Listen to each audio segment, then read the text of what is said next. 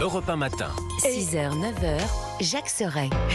Et à 7h20, cher Jacques, c'est le rendez-vous de l'édito éco. Avec Agnès Verdier-Molinier. Bonjour Agnès.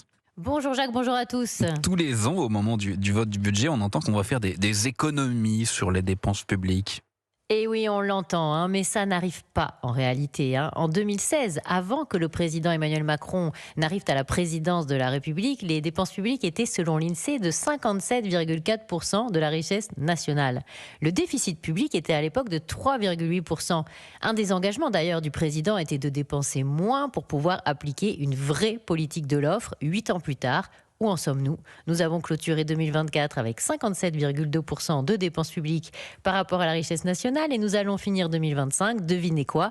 Pareil qu'en 2016, autour de 57,4% de dépenses. Et bien sûr, c'est vrai qu'on n'a pas encore le chiffre de l'INSEE pour 2025, mais on voit quoi ? On fait du surplace sur le sujet de la dépense publique et en plus, le déficit public s'est aggravé. Et surtout, nous dépensons beaucoup plus que les autres pays de la zone euro.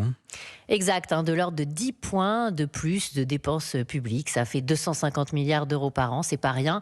Quand Emmanuel Macron est arrivé au pouvoir, il pointait du doigt les dépenses faramineuses de la France, déplorant une augmentation de 105 milliards d'euros en 5 ans. C'était entre 2011 et 2016. Le président trouvait donc trop importante une augmentation de la dépense de 20 milliards d'euros par an en moyenne, Sauf que depuis 2017, ce n'est pas 20 milliards d'euros de plus par an que la France a dépensé en moyenne, mais 50 milliards de plus par an, soit 400 milliards de plus entre 2017 et 2025.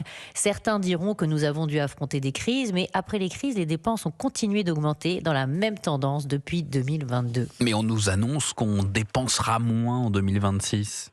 C'est déjà ce qu'on nous disait pour 2025. Et les dépenses publiques de la France n'ont pas baissé en 2025. Au contraire, elles ont encore monté.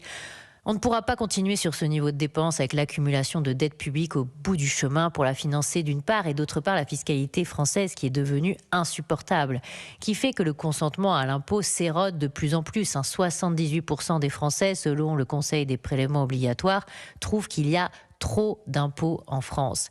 Après 8 ans de soi-disant baisse de la dépense pour revenir à la case départ, pour finalement ne pas faire baisser les dépenses publiques et conserver en fait ces 250 milliards de plus de dépenses par an par rapport à nos voisins européens.